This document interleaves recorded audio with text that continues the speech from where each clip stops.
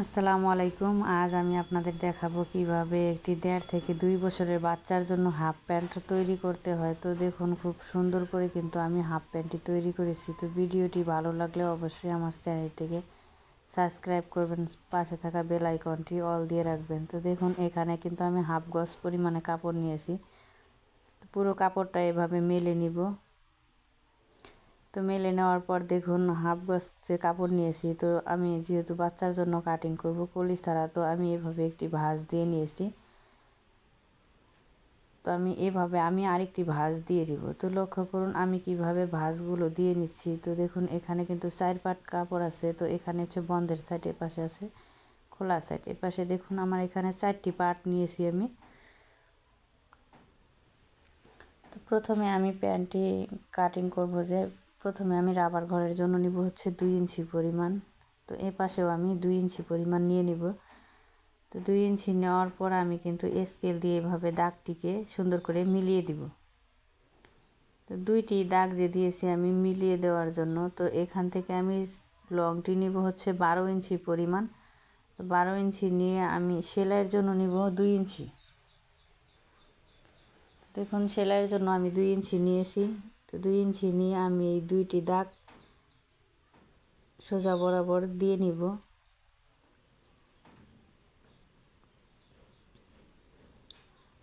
তো আমার 2টি দাগ দেওয়া হয়ে গেছে। তো আমি এবার দেখুন, কোমরের যে লুজটা আমি 32 ইঞ্চি নিব। 32-কে 4 ভাগের 1 ভাগ হচ্ছে দেখুন 8 ইঞ্চি। 8 ইঞ্চি নিয়ে নিব এখানে আমি। যেহেতু আমরা যদি আরও কম নেই, তো কোমরের কিন্তু ঘের আমাদের বেশি দিতে হয়। আমরা যে কোমরের থেকে ঘের বেশি দিতে হয়, এই জন্য আমি নিব 8 ইঞ্চি পরিমাণ। তো এই পাশেও আমি নিব 8 ইঞ্চি।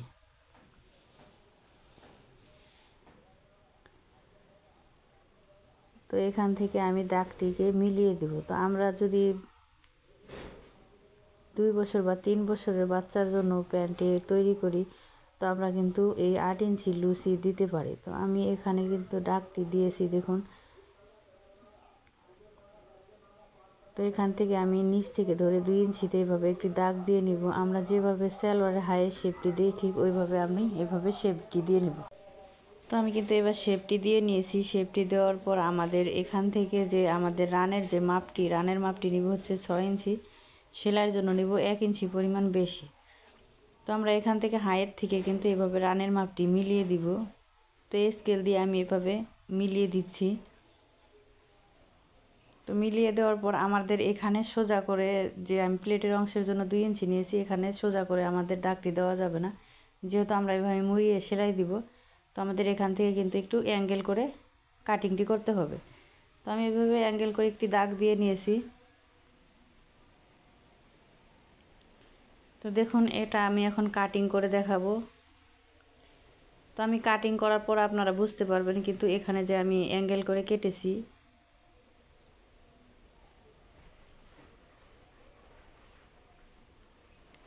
তো যারা একেবারে সেলাই কাজে নতুন, তারা অবশ্যই ভিডিওটি শুরু থেকে শেষ পর্যন্ত দেখবেন। দেখলে কিন্তু এই সুন্দর করে হাফ প্যান্টটি আপনারা তৈরি করতে পারেন। তো আমি 1/2 ইঞ্চি পরিমাণ ভেঙে নিয়েছি।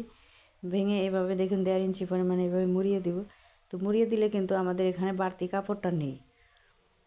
তো আমি এখানে যে জোড়ার সাইডটা আছে, এই জোড়ার সাইডটা আমি কেটে আলাদা করে দিব। তো দেখুন, এখান থেকে কিন্তু আমি কেটে আলাদা করে নিব।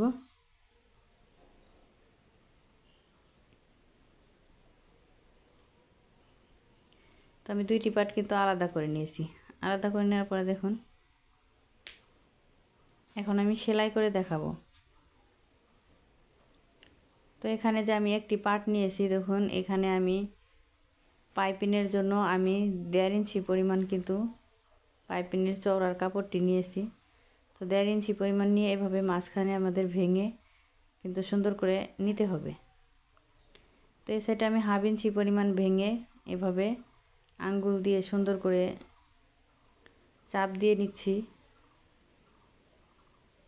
দেখুন, এবার আমি এই পাশ থেকে ভিতর দিকে এভাবে একটু ঢুকিয়ে দিয়ে কিন্তু এভাবে আমি সেলাই করে নিব। তো লক্ষ্য করুন আমি কিভাবে এই পাইপিংটি সেট করছি। তো একটু আমাদের বের করে এই পাইপিংটি সেলাই দিতে হবে।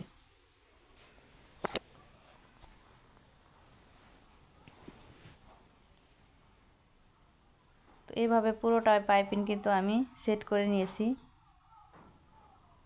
তো দেখুন খুব সুন্দর করে কিন্তু আমি পাইপিংটি দিয়েছি। তো আমি অফ ক্যামেরায় আরেকটি পার্টও আমি পাইপিং দিয়ে লাগিয়ে নিয়েছি। তো দেখুন এই দুইটি পার্ট আমাদের এভাবে মিলিয়ে রাখতে হবে। মিলিয়ে কিন্তু দেখুন যে সাইডে আমি পাইপিং দিয়েছি দুইটি সাইড আমাদের ভিতরে রাখতে হবে। ভিতরে রেখে সুন্দর করে আমাদের রানের মাপটির থেকে এখানে হাইয়ের যে শেপটা আছে এখানে আমাদের দেখতে হবে সমান আছে কিনা। তো আমরা সমান করে ধরে সুন্দর করে এই সাইড দিয়ে সেলাই করে নিব। তো আমি অবশ্যই এখানে ডাবল করে সেলাই দিয়ে নিব। ডাবল করে সেলাই না দিলে যেহেতু ছোটো বাচ্চার প্যান্ট আমরা পরতে গেলে কিন্তু এখানে সেলাইটি খুলে যেতে পারে। তো আমি এভাবে সমান করে ধরে নিয়েছি। ধরে কিন্তু আবার এই সাইডটাও আমি সেলাই করে দিব।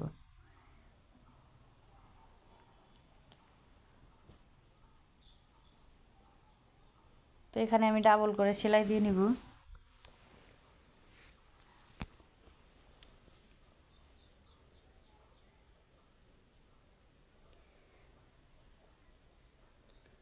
তো এবার যে আমি দুটি পায়ের সাইড এভাবে দেখুন ধরে আমাদের দুটি পায়ের সাইড আলাদা করে নিতে হবে। তো আলাদা করে নিয়ে আমি তো এভাবে একটু হালকা একটু হাতে টান রাখবো। তো দেখুন আমি কিভাবে এতটুকু পরিমাণ বাদ রেখে আমি এই সেলাইটি দিয়ে নিব। তো আমি আপনাদের বোঝানোর সুবিধার ক্ষেত্রে কিন্তু দাগটি দিয়েছি। তো এভাবে আমাদের একটু হাতে টান রাখতে হবে। টান রেখে আমরা এই হাইয়ের সাইডটি সুন্দর করে এভাবে সেলাই করে নিব। তো দেখুন অবশ্যই কিন্তু আমরা এখানে স্টিচ দিব। স্টিচ না দিলে খুলে যাবে। তো এখানে ডাবল করে সেলাই দিয়ে নিব।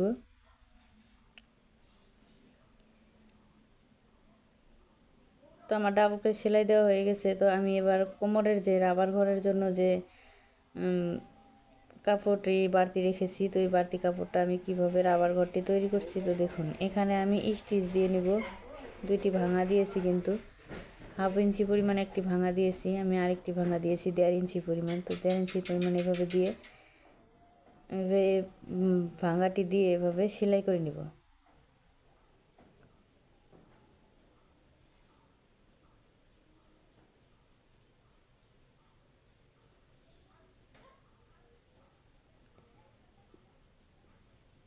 তো দেখুন এভাবে কিন্তু আমি সেলাই করে নিচ্ছি।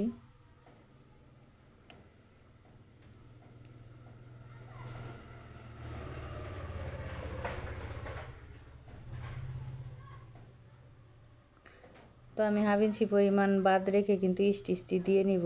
যেহেতু আমরা রাবার ভরে দিব, তো এখানেও আমি মাঝখানে দুই পাশে এলাস্টিক দিব। এই জন্য মাঝখান দিয়ে আমি আরেকটি সেলাই দিয়ে নিব।